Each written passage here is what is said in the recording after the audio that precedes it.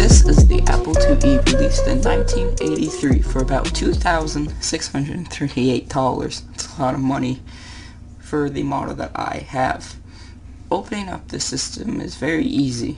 You just have to pull two tabs on the back and you get access to all 8 expansion cards, the motherboard and power supply. My unit was made in 1982, making it one of the earlier models. On the back we have RCA connector for the monitor, 2 ports for a cassette drive, a connector for the floppy drives, and an RGB monitor port. The specs of the system include a 6502 processor at 1 MHz, yes, 1 MHz, 48K of RAM, although mine's been upgraded to 64K, and no hard drive or any built-in storage. So, what else did you need to get with your Apple IIe? Well, you need either a floppy drive or a cassette drive. So I have the Apple Duo Disc, which is 2 5¼ floppy drives that can connect to the back of the PC.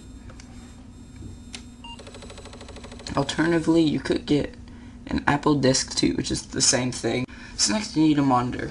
And the monitor I have is an Apple Monitor 2 green phosphor display. The Apple could display in 2 modes, a low-res mode and a high-res mode. The low-res mode can display a resolution of 40 by 48 in 16 colors, and the high-res mode can display in 280 by 192 in 6 colors. However, my monitor can only display black and green. Let's turn on the system. Upon boot up, you get Apple II text, and that's it. Well, that's because you need to put a boot disk in, and the only boot disk I have is for AppleWorks, which is a word processor. So after inserting the disk and powering it on,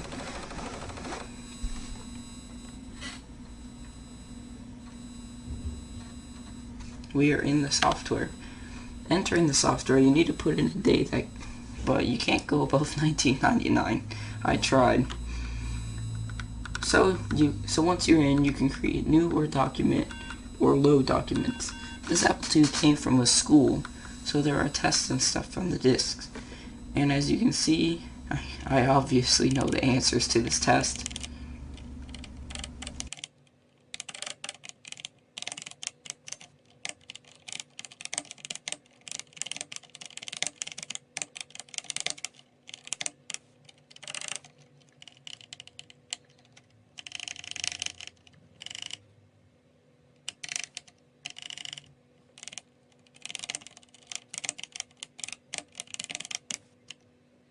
So now I'm going to show you some games I have for the system. I paid about $30 for these games, so here you go.